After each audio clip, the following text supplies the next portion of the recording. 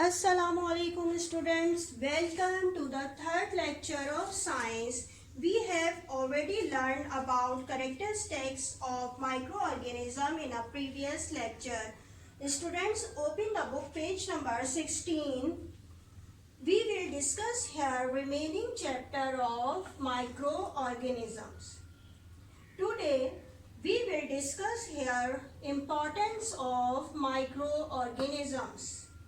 Microorganisms are very important for a human and environment. Mostly microorganisms are harmless or beneficial to man.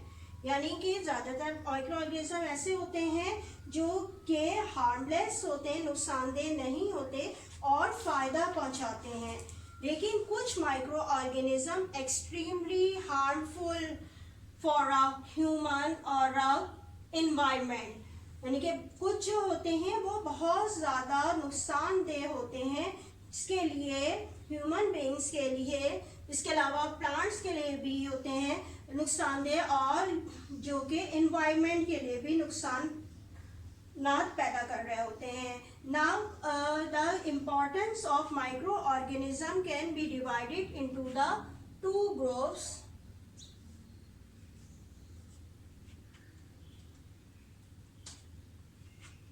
Harmful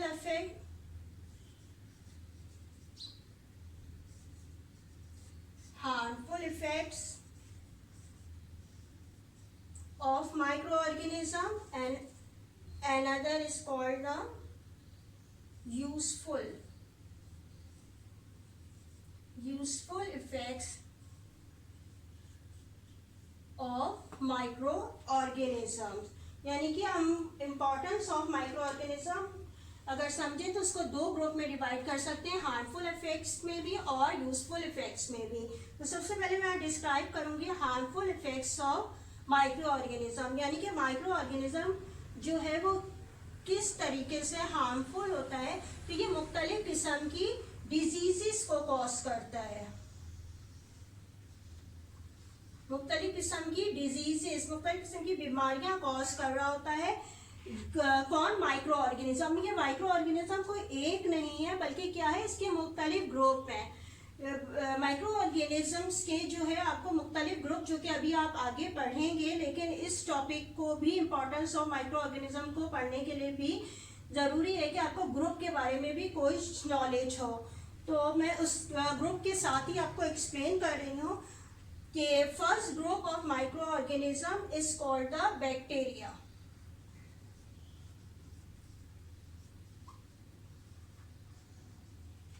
यानी कि bacteria क्या है? Micro organisms का एक group है जो कि मुख्तलिफ टाइप्स की डिजीज कॉज करता है. फॉर एग्जाम्पल ट्यूबरक्लोसिस,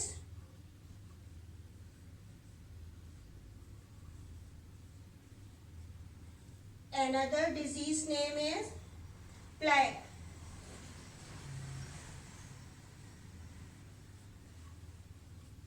ठीक है, ये दोनों डिजीज किसकी वजह से होती हैं? बैक्टीरिया की वजह से होती है. Protozoa, another name of tuberculosis, another name of tuberculosis is called the TB. यानी कि इसको जो है TB भी कहा जाता है. Second group of micro organism is called protozoa.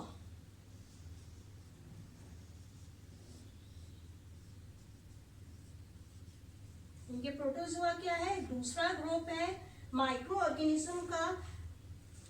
ये भी डिफरेंट डिजीज कॉज करता है. For example malaria,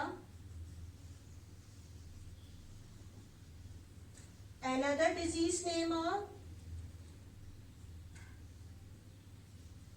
sleeping sickness.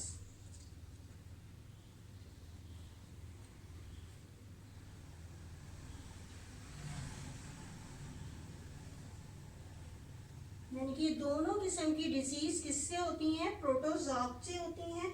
और ये प्रोटोजोआ क्या है? माइक्रो ऑर्गेनिज्म का एक ग्रुप है. Third group of micro organism is called fungi.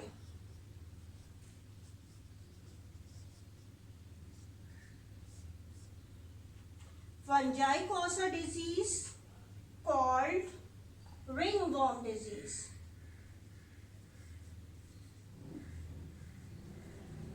ये दरअसल क्या होते हैं, रिंगवॉर्म जो डिजीज है ये दरअसल एक तरह की स्किन डिजीज है कि जो कि रिंगवॉर्म से होती है। Fourth group of micro organism is called the virus.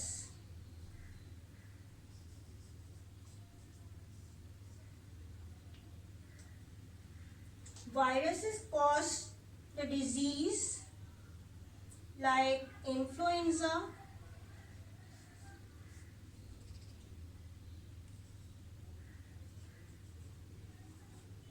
another disease name is yellow fever. Influenza, another name of a influenza is called the flu. यानी कि ये तमाम जो डिजीज होती हैं वो किससे होती हैं, माइक्रो ऑर्गेनिज्म से होती हैं। Now open the book page number 16 and look at the do you know paragraph. यानी कि आपकी बुक में एक पैराग्राफ दिया गया है, कौन सा, डू यू नो का पैराग्राफ, ये देखिएगा।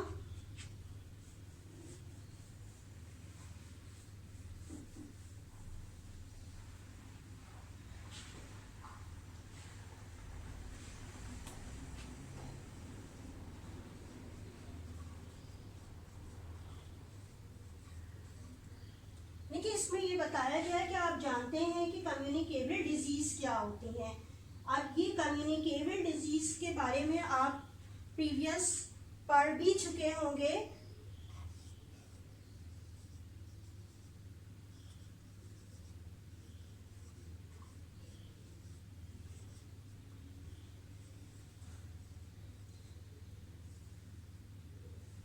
ये कम्युनिकेबल डिजीज होती क्या है।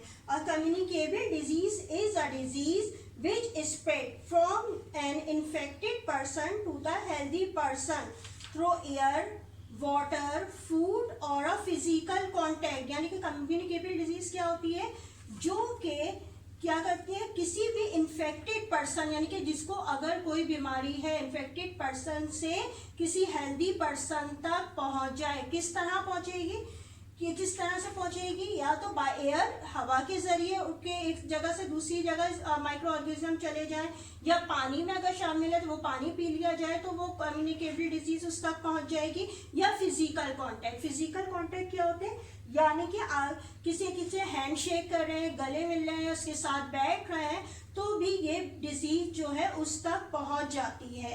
यानी कि पर्सन का माइक्रो ऑर्गेनिज्म तक पहुंचाने के किसी हेल्दी पर्सन तक जो होती है वो किस तरह पहुंच रही होती है, माइक्रो ऑर्गेनिज्म का किसी भी या तो एयर के जरिए, वाटर के जरिए, या फिर क्या होता है किसी भी जो आपके फिजिकल कांटेक्ट है उसके जरिए भी पहुंच सकती है।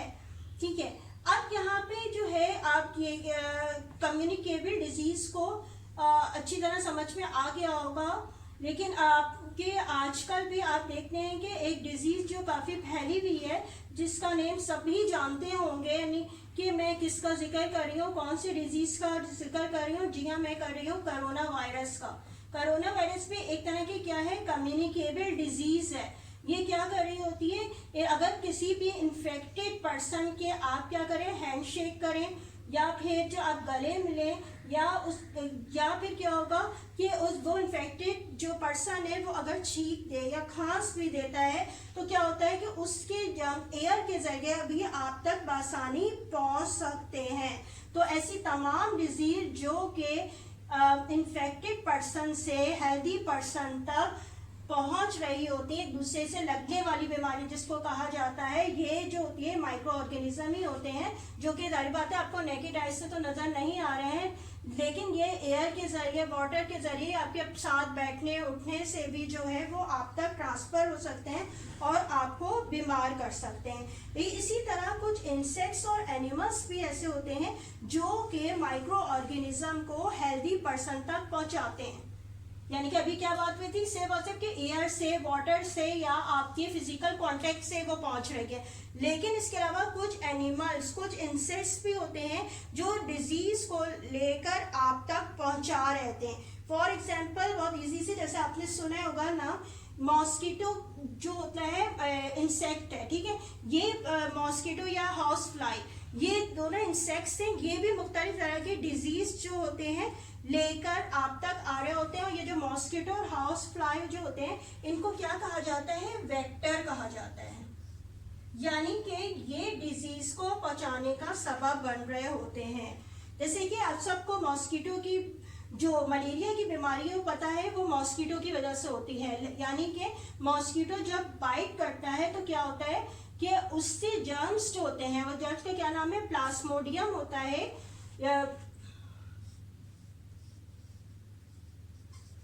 प्लाज्मोडियम क्या है, यूनिसेलुलर ऑर्गेनिज्म है जो कि क्या होता है, मॉस्किटो के बॉडी में मौजूद होता है, ठीक है। अब ये प्लाज्मोडियम क्या होता है कि मॉस्किटो में मौजूद होता है। जब ये मॉस्किटो जो है हेल्दी पर्सन को काटता है तो क्या होता है कि उसमें ये प्लाज्मोडियम शामिल हो जाता है और मलेरिया की डिजीज होती है, जिसमें कि फीवर का आना या शिवरिंग होना, सर्दी का लगना, ये मुख्तलिफ किस्म के सिम्टम्स जाहिर होते हैं।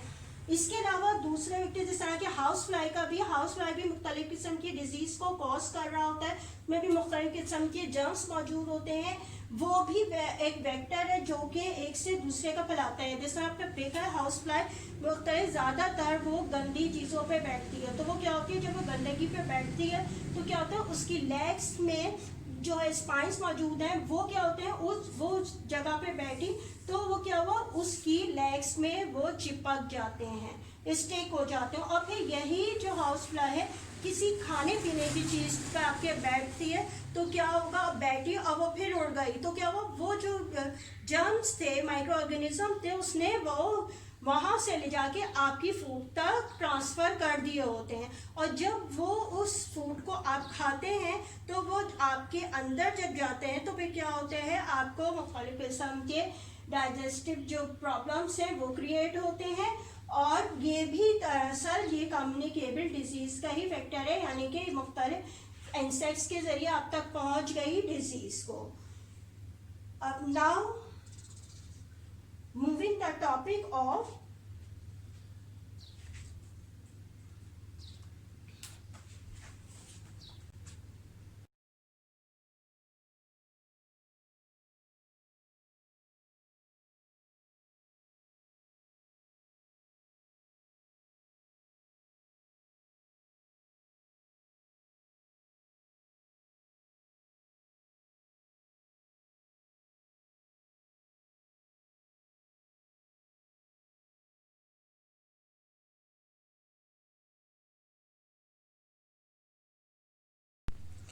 now moving onward the topic uses of microorganism or useful effects of microorganism, यानी कि अब हम किसका जिक्र करेंगे, यूजफुल इफेक्ट्स ऑफ माइक्रोऑर्गेनिज्म का, कि ये किस तरीके से हमारे लिए फायदेमंद होते हैं।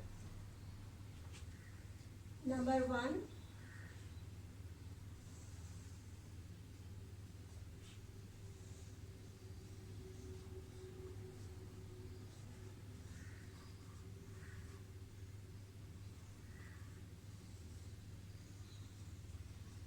at home and industries.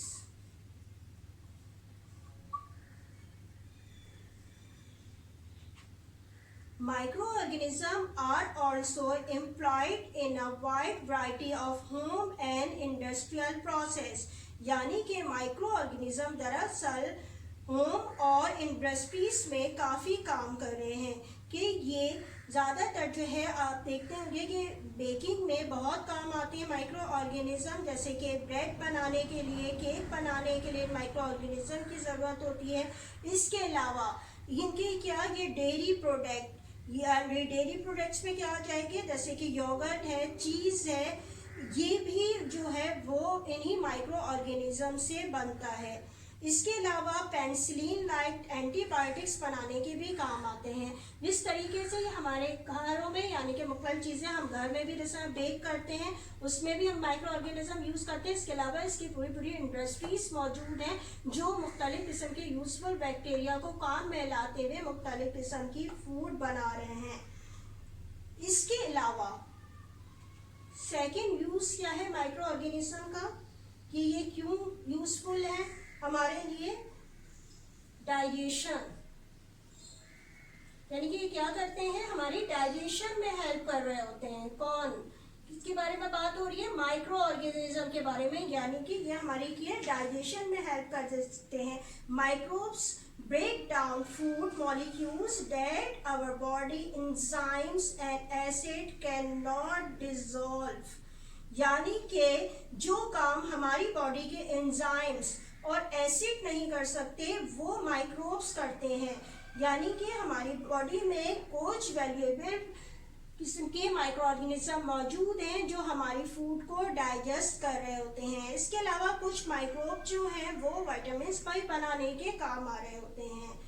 अब नंबर थर्ड, मेंटेनेंस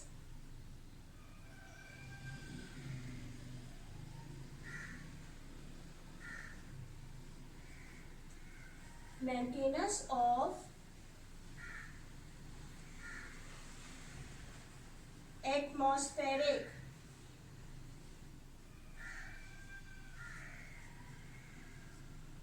बैलेंस,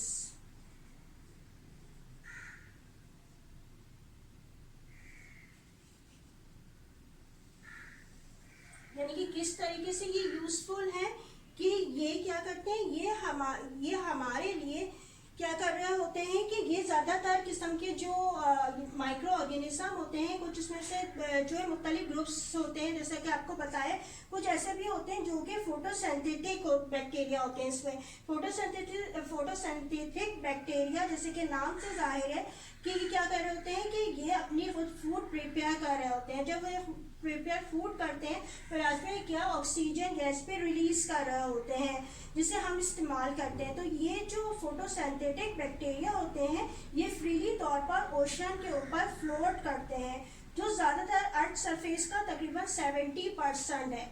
यानी कि 70% जो है ये फोटोसिंथेटिक बैक्टीरिया जो है वो ओशन की सरफेस पे मौजूद है, जो कि हमें एक तरह से ऑक्सीजन प्रोवाइड कर रहे हैं। इसके अलावा माइक्रो ऑर्गेनिज्म एटमॉस्फेरिक बैलेंस को भी मेंटेन करते हैं।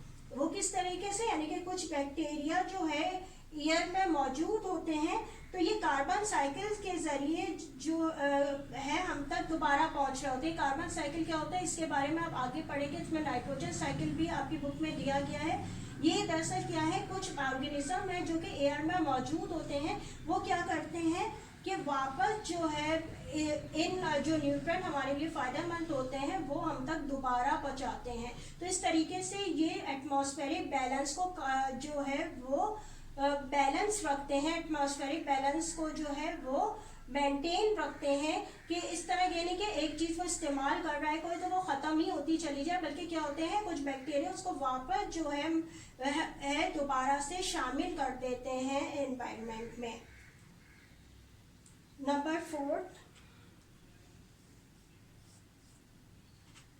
ये माइक्रो ऑर्गेनिज्म कहाँ काम आ रहे होते हैं, हमारे एग्रीकल्चर।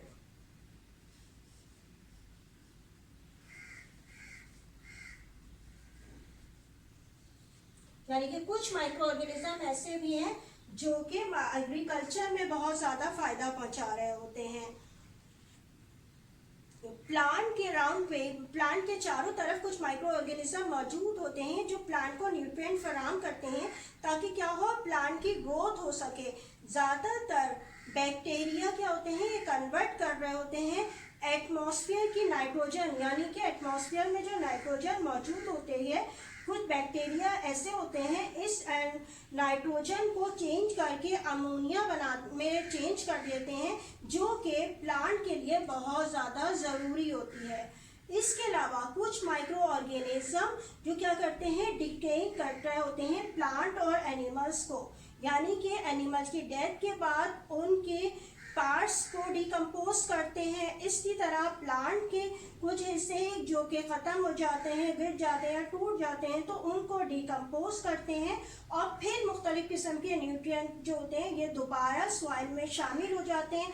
और फिर ये न्यूट्रिएंट क्या होते हैं, जब ये ज़मीन में शामिल हो जाते हैं तो एज अ नेचुरल फर्टिलाइज़र के तौर पर यूज़ हो रहे होते हैं और फिर इनको प्लांट अपनी फूड के तौर पर लेती है। और प्लांट जब फूड के तौर पे लेती है तो उसको न्यूट्रिएंट मिलते हैं और फिर वो जो है मुख्तलिफ किस्म की फूड्स हमें खाने के लिए जो है प्रोवाइड हो रहे मिल रही होती है। यानी कि मुख्तलिफ किस्म के फ्रूट्स और वेजिटेबल्स जो हमें प्लांट से मिल रहे होते हैं वो दोबारा हमें हासिल हो जाते हैं। तो ये एग्रीकल्चर के तौर पे, यानी कि एग्रीकल्चर के मुख्तलिफ सॉइल के मुख्तलिफ किस्म के फर्टिलाइज़र इस्तेमाल किए जाते हैं जो कि प्लांट की ग्रोथ के लिए फ़ायदा मंद हो। तो ये एक नेचुरली प्रोसेस, यानी कि ये माइक्रो ऑर्गेनिज्म जो है नेचुरली प्रोसेस कर रहा होता है कि जो एनिमल्स या प्लांट ख़त्म हो चुके हैं उनके ये न्यूट्रिएंट, जो इम्पोर्टेंट न्यूट्रिएंट्स हैं वो दोबारा ज़मीन में शामिल कर दिए जाते हैं। इसके अलावा ये माइक्रो ऑर्गेनिज्म कहाँ भी काम होते हैं, मुख्तलिफ किस्म की साइंसेस, यानी कि आपने पढ़ी गई मुख्तलिफ किस्म की ब्रांचेस पढ़ाई गई थी अभी बायोलॉजी की मुख्तलिफ ब्रांचें। तो मुख्तलिफ किस्म के साइंस में भी ये माइक्रो ऑर्गेनिज्म बहुत अहम रोल अदा करते हैं कि जैसे कि बायोकेमिस्ट्री में, जेनेटिक्स में और बायोटेक्नोलॉजी में भी ये ह्यूमन के लिए बहुत से यूजफुल फूड जो है वो प्रोवाइड कर रहे होते हैं। यानी कि डेयरी की प्रोडक्ट्स में हेल्प कर रहे हैं, कई किस्म के यानी कि मिल्क और मीट की प्रोडक्शन में इजाफा कर रहे होते हैं। यानी कि ये माइक्रो ऑर्गेनिज्म मुख्तलिफ तरह से हमारे लिए फ़ायदा मंद होते हैं जिसको हम अपने मकसद के लिए इस्तेमाल करते हैं और जो है इससे हम फ़ायदा हासिल करते हैं। अब किस टॉपिक की तरह, now moving on the topic classification of micro organism.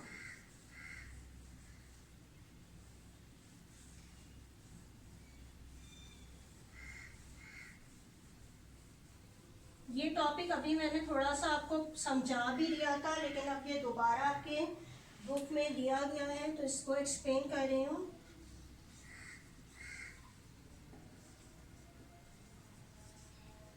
Classification of micro organism.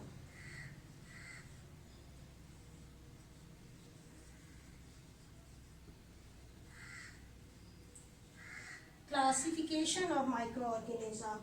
Microorganism can be divided into the 5 groups.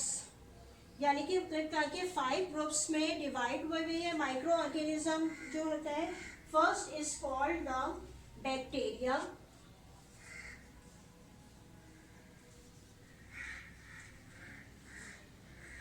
Bacteria क्या ग्रुप का नेम है जो कि माइक्रो ऑर्गेनिज्म का एक ग्रुप है। अगर इसको सिंगुलर फॉर्म में बोला जाता है तो इसको क्या कहते हैं हम, bacterium.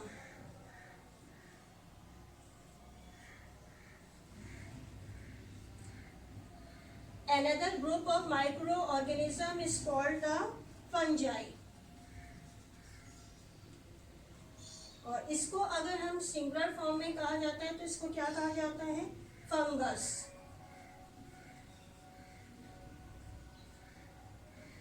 Third group of microorganism is called the protozoa.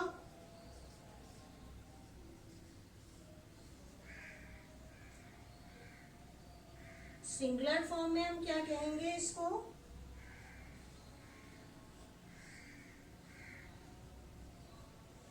Protozoan.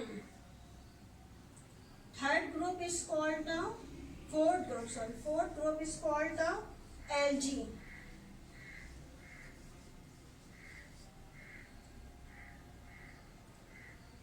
Singular आप इसको क्या कहते हैं, alga.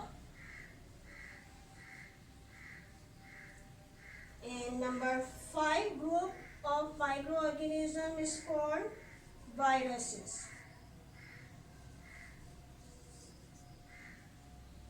And singular is called a virus.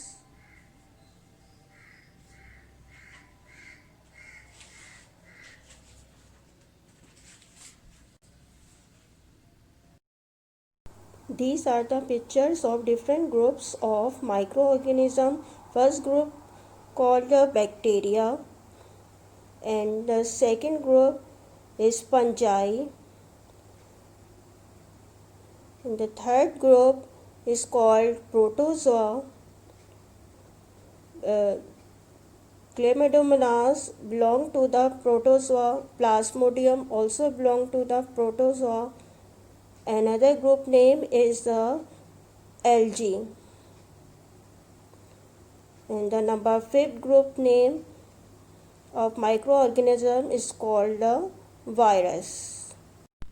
Now moving onward, homework. अब मैं आपको होमवर्क समझाने जा रही हूँ. आप लोग ये कॉपी डाउन कर लीजिएगा. क्वेश्चन नंबर 1 और 2 मैं आपको पहले बता चुकी हूँ. अब स्टार्ट करें कहाँ से? क्वेश्चन नंबर 3 से. क्वेश्चन नंबर 3 है right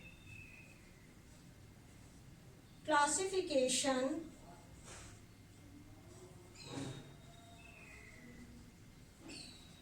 of microorganisms.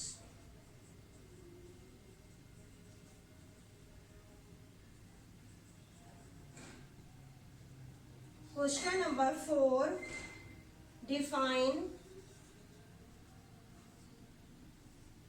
communicable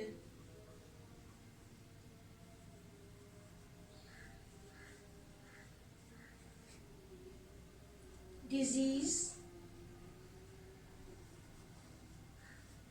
with 3 examples.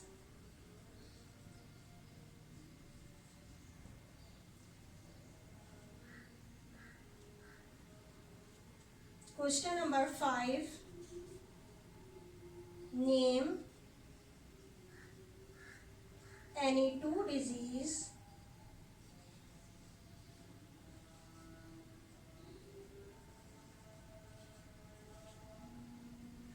name any 2 disease of each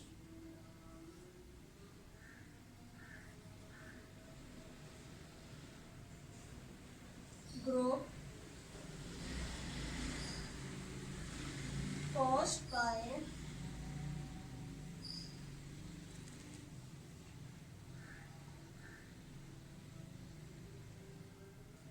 by the following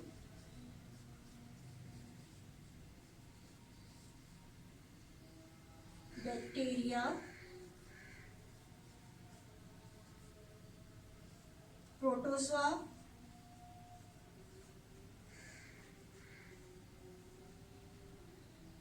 fungi and viruses. अब मैं इसके आंसर्स आपको बुक में एक्सप्लेन कर रही हूँ. क्लास 8 अब इसके आंसर बुक में एक्सप्लेन कर रही हूँ. देख लीजिए कहाँ से लिखना है. क्वेश्चन नंबर 3 था right the classification of micro organism. आप क्या करेंगे? Look at the book page number 17 जो बुक पेज नंबर है, अब उस पर देखिएगा. यह हेडिंग आपको नज़र आ रही होगी क्लासिफिकेशन ऑफ माइक्रो ऑर्गेनिज्म. ये आप सेंटर हेडिंग डालिएगा अपने कॉपी पे और यहाँ से यहाँ तक आप इसका आंसर हो जाएगा. इसी तरीके से आप 1 2 3 4 5 करके और जो ब्रैकेट में सिंगुलर फॉर्म दी गई है वो भी लिखना है जो आज के लेक्चर में मैंने आपको एक्सप्लेन की है. यानी कि ये आंसर आपका कंप्लीट हो जाएगा. कौन सा आंसर होगा? ये क्वेश्चन नंबर 3 का आंसर मैं आपको बता रही थी. अब आते हैं क्वेश्चन 4. क्वेश्चन 4 क्या है? Define communicable disease with 3 example. यानी कि 2 पार्ट में है. पहले इसकी डेफिनेशन और फिर एग्जाम्पल. अब आप यहाँ देखिएगा पेज नंबर 16 पे डू यू नो ये भी अभी एक्सप्लेन किया था. इसके पैराग्राफ में आप देखिएगा यहाँ से कम्युनिकेबल डिजीज से स्टार्ट होगा और कॉन्टैक्ट तक. ठीक है. नंबर 4 लाइन के स्टार्टिंग में इन्वर्टेड कॉमर्स क्लोज ये आप लिखेंगे. सबसे पहले आप हेडिंग जरूर डाल लीजिएगा कम्युनिकेबल डिजीज की. ठीक है. डू यू नो नहीं लिखिएगा बल्कि क्या लिखेंगे? कम्युनिकेबल डिजीज की हेडिंग. ये डेफिनेशन इन्वर्टेड कॉम में इन्वर्टेड कॉमास में। फिर आप एग्जाम्पल की साइड हेडिंग डाल के आपसे 3 एग्जाम्पल्स पूछिए, यहाँ पे 3 से ज़्यादा लिखी गई हैं, आप कोई सी भी अपने लिख लीजिएगा। ट्यूबरक्लोसिस है, आपके ये चिकन पॉक्स वगैरह है, कोई सी भी आप जो है 3 एग्जाम्पल्स 1 2 3 करके ये आप यहाँ से लिख लीजिएगा। इसके बाद अब क्या रह गया है, क्वेश्चन नंबर 5 क्वेश्चन क्या है, name any two disease of each group caused by the following bacteria, protozoa, fungi and viruses। अब आपने क्या करना है, यानी कि 4 ग्रुप्स जो हैं इनकी 2 डिजीज के सिर्फ नेम लिखने हैं। आप क्या करेंगे, नेम लिखने के लिए इसी पेज पे ही आप देखिएगा 16, यही अभी एक्सप्लेन किया था मैंने आपको बोर्ड पे भी, कि इसकी यहाँ पे मुख्तलिफ डिजीज़ के नेम लिखें। आपने बस सिर्फ क्या 4 हेडिंग डाल के इनके नेम लिख लीजिएगा। हेडिंग किस तरीके से होंगी, आप लिखेंगे डिजीज़ कॉज्ड बाय बैक्टीरिया, आपकी ये हेडिंग आ गई, क्या आ गई, disease caused by bacteria number 1 and 2, कौन सी डिजीज़ होती है आप नेम लिख दीजिएगा बस। इसके बाद सेकंड हेडिंग आप क्या आ जाएगी, डिजीज़ कॉज्ड बाय प्रोटोजोआ, उससे आप कोई 2 डिजीज़ लिख दें। फिर इसी तरीके से थर्ड हेडिंग आ जाएगी डिजीज़ कॉज्ड बाय फंजाई, फिर इससे इसी तरीके से कोई भी 2 डिजीज़ आप लिख लीजिएगा।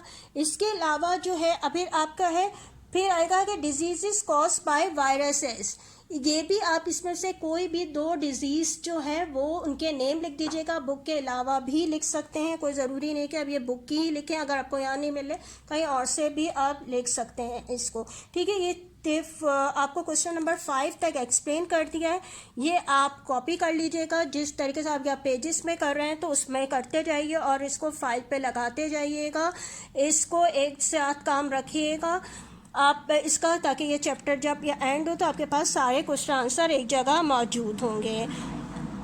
I hope you will be understand the lecture and also the homework. Remaining chapter will be explained in the next lecture. Allah Hafiz.